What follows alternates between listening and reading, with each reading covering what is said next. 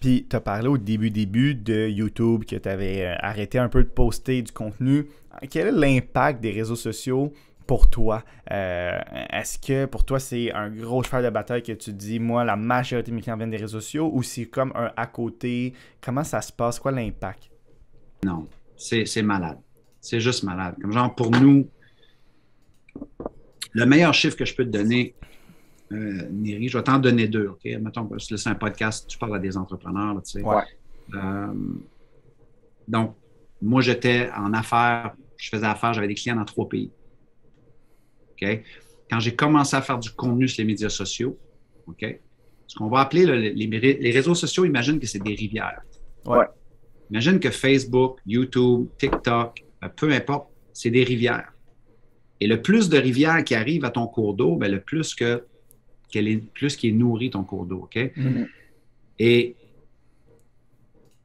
nous autres, je veux dire, le monde qui se sont mis à écouter nos vidéos, moi, je ne connais pas personne en Afrique, là. Je ne connais personne en Tunisie, je ne connais personne en Guadeloupe, je ne connais personne à l'île de la Réunion, je ne connais personne, mais maintenant, quand on va à Paris, on a 2000 personnes dans la salle, les gens viennent de tout partout. Mhm. Comprends?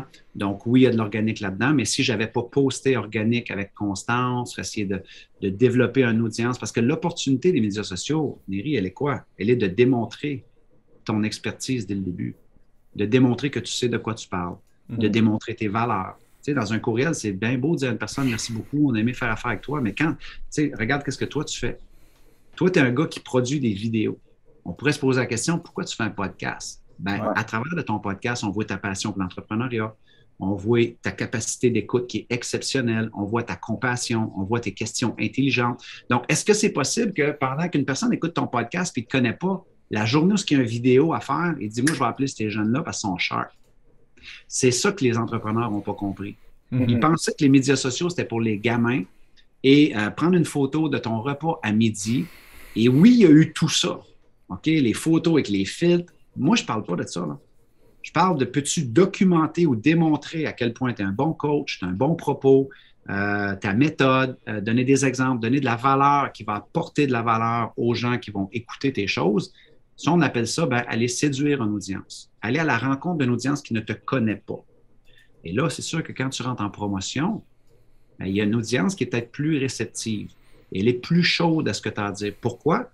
Ça fait 6 mois qu'ils suivent ton podcast. Il y en a peut-être juste écouté 3, mais tu as un lien de confiance qui a été bâti virtuellement sans que tu le saches, pendant que tu dormais. Quelqu'un qui écoutait ton podcast à Paris. Ouais. Okay? Donc, la journée que tu vas dire, hey, c'est pas pour tout le monde, mais j'ai une opportunité. Voici ce que moi j'enseigne. Voici ce que je fais. Bien là, à ce moment-là, les gens vont peut-être porter attention parce que tu as bâti un lien de confiance, tu leur as donné de la valeur, tu les as peut-être aidés dans une situation qu'ils vivaient personnellement ou professionnellement avec le contenu que tu as déployé. Mhm. Donc, pour nous, on avait commencé avec Facebook. Je pense qu'on a un peu plus de 300 000 personnes là. Même si l'algorithme de Facebook a diminué dernièrement, on a encore plein de gens qui sont engagés. C'est encore une plateforme publicitaire hallucinante pour aller à la rencontre des clients. Instagram, même chose. YouTube, même chose. Donc, ce qui est difficile souvent, c'est de maintenir la cadence et de continuer à produire ce contenu-là, surtout quand tu en as moins besoin. Donc, nous autres, la plus Ouais. grosse mesure, là, ça a été, mettons, des dizaines de milliers, des centaines de milliers de personnes qui nous suivent, qui checkent nos choses. Ben, ça se traduit où, ça, Neri? En chiffre d'affaires. Ouais. Tu sais, moi, quand j'étais conférencier, je faisais, mettons, au début des 7 chiffres, au début du million. Ouais. J'ai jamais demandé, Neri, de faire des multimillions de dollars. Moi, Mhm. moi faire 1 million, là, c'était comme, j'ai la vie de mes rêves. Amène-moi un contrat, 3 copies carbone, je te signe ça, let's go. On fait ça pour les 40 prochaines années. Je capote. Ouais. Le monde m'appelle, fait des conférences. C'est comme, hey, moi, je passais des cassettes VHS, je couchais dans mon auto. Mais là, quand j'ai mis le feu sur Internet, Ouais. là, c'est comme, wow.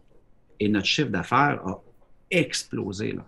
OK? Mhm. Au-delà de mes rêves les plus fous. OK? Et ça, quand moi, je passais mes cassettes VHS ou que je faisais des dépliants, j'avais pas cette capacité-là, Neri, exponentielle. À cette heure, les médias sociaux, exponentielle. Je fais une pièce de contenu. Il peut y en avoir 2000 qui check, par exemple, sur YouTube. Mais je peux te dire, moi, parce qu'on regarde notre algorithme, même si on est moins un peu présent sur YouTube dans les dernières années, j'ai des vidéos que j'ai faites en 2015, j'ai des vidéos que j'ai faites en 2016, j'ai des vidéos que j'ai faites en 2017 qui m'apportent des vues à tous les jours, mais qui m'apportent aussi des courriels, qui Mhm. m'apportent des gens qui viennent voir mon écosystème ou qui me voient ou qui regardent une vidéo.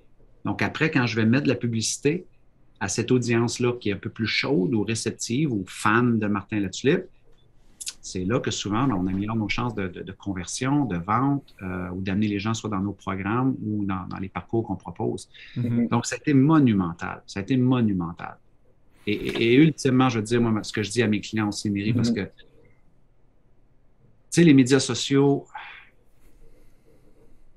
regardez, les gens en feront ce qu'ils veulent. Mais pour moi, là, c'est un peu comme si c'est mon héritage de mon vivant. OK, moi, mon meilleur ami est décédé en 2015 d'un accident de motoneige, subitement, boum, son enfant, 3 ans. Et j'ai réalisé que tout ce qu'on avait de Patrick, là, c'était des photos. That's it. C'était un entrepreneur exceptionnel, il y avait des opinions exceptionnelles, il y avait des philosophies exceptionnelles, il y avait des propos incroyables. Rien, zéro. Bon. Et moi, quand j'ai vu ça, je me suis dit, hey, et si mes médias sociaux, là, en quelque part, c'est un peu l'ensemble de tout ce que je voudrais aussi dire à mes enfants. Et que si jamais il y a de quoi qui arrive, que je meurs, là, gars, t'ennuies de papa, va peser supplé. C'était pas parfait, mais c'est ce que je pensais. Telle affaire, c'est ce que je pense. Tel enjeu, c'est qu'est-ce que je pense. Tel défi, t'as de la misère présentement, gars, papa a déjà vécu ça, je vais te le raconter. T'sais. Peu importe, pour moi, là, c'est attacher un sens. Parce que tu vois, ça peut faire pas de sens, les médias sociaux. Ouais. Pourquoi ça. Moi, attacher un sens à ce que moi je fais, c'est un moteur de motivation qui est hallucinant. Et la journée que j'ai fait ça, là, c'est comme venu marier un peu, gars. C'est un véhicule, c'est un nouveau véhicule, c'est exponentiel. C'est là. Il faut que je l'utilise bien maintenant. Mais c'est aussi pour moi quelque chose qui fait beaucoup de sens. C'est-à-dire, hey, c'est là. Ça va rester peut-être, oui, non, mais c'est un peu comme une grosse librairie de mon héritage à mes enfants. Tu comprends? Ouais.